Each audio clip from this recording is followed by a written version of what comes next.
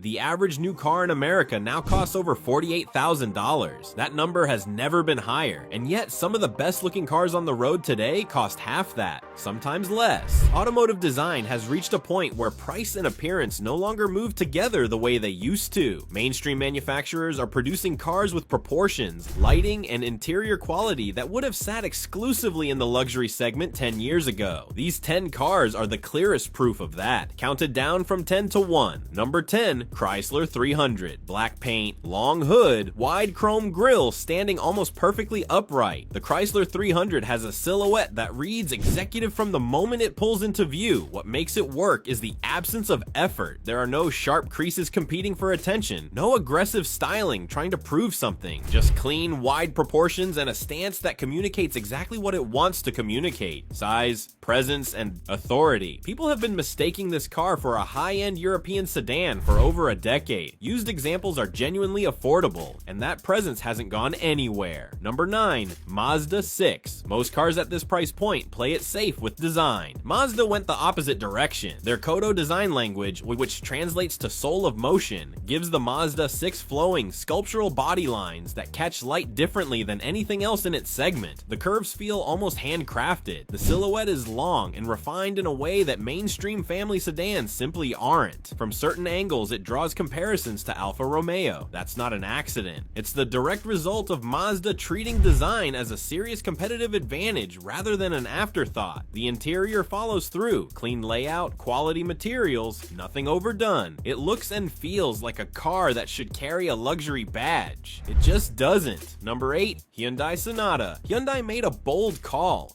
with the Sonata's redesign, and every part of it worked. The front end runs a full LED light bar straight across the face of the car, a lighting signature bold enough to belong on something from a German brand priced twice as high. The roofline leans toward a fastback shape. The stance is low, wide, and planted. At night especially, this car exists in a completely different visual category from the rest of its segment. The lighting signature alone stops people. Most manufacturers in this space try to appeal to as many buyers as possible, which usually means designing nothing interesting. Hyundai ignored that logic entirely and built something that refuses to blend in. Number 7, Kia K5. When Kia replaced the Optima with the K5, they weren't just changing the name. The fastback roofline, the deep character lines running the full length of the body, the wide aggressive front grille. This car looks like it was designed to sit in a sports sedan showroom alongside cars priced considerably higher. It has the low planted stance that usually belongs to performance vehicles, the kind that makes a car look like it's moving even when it's parked. Inside, the dual screen layout and available sport trim continue the same argument. The K5 consistently gets attention it technically hasn't paid for, and that's exactly the point.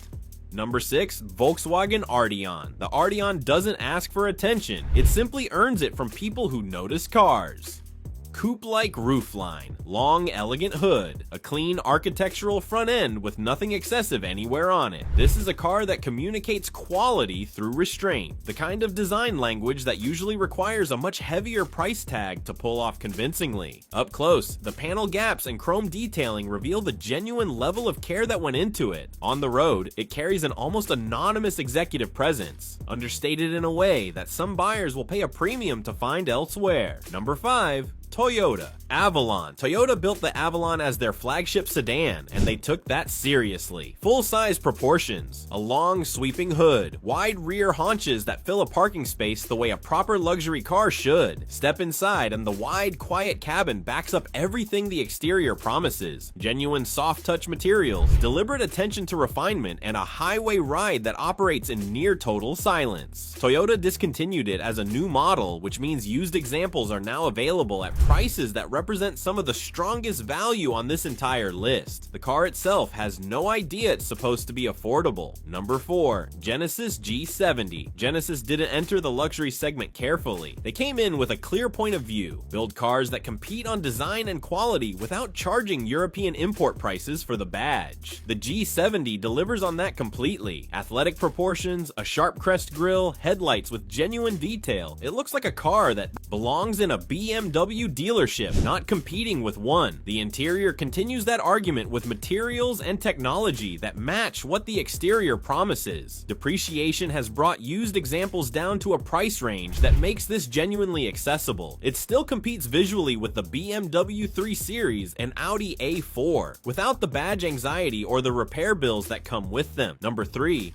Audi A3. Audi has spent decades building one of the most consistent and recognizable design identities in the industry. The single-frame grille, flush sculpted surfaces, sharp LED daytime running lights in a signature pattern that's instantly identifiable. Every car in the Audi lineup carries these cues, from the A3 all the way up to the A8. That consistency is exactly what makes the A3 work on this list. It carries the full visual identity of the brand in their most affordable package. Inside, the minimalist technology-focused layout looks like the interior of a car that costs significantly more. Most people who see an A3 on the street never consider that it's Audi's entry point. The badge closes that conversation before it even starts. Number 2. Lexus ES. The Lexus ES doesn't try to look aggressive. It doesn't need to. Spindle grille, sharply creased hood, long flowing roofline. It presents itself with a quiet, settled confidence that's actually harder to achieve in design than it looks. This is a car built for someone who doesn't need to prove anything, and that specific kind of restraint reads as expensive to almost everyone who sees it. The interior delivers on the exterior's promise completely. The Japanese obsession with craftsmanship is evident in every surface. The stitching, the material choices, the near total absence of road noise on the highway.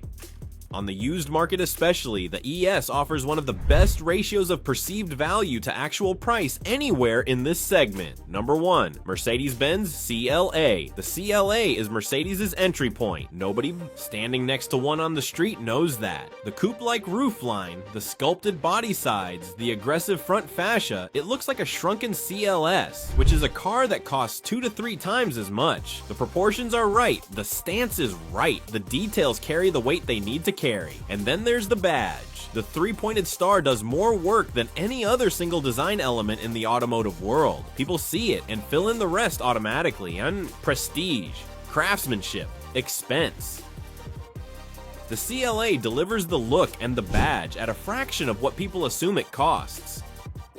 No other car on this list consistently fools more people, in more parking lots, at more price points. That combination puts it at number 1 without question. But here's what most people don't realize. This car isn't trying to be expensive. It's designed to feel expensive. At night, the ambient lighting glows across the cabin. The screens stretch across the dash like something out of a flagship model.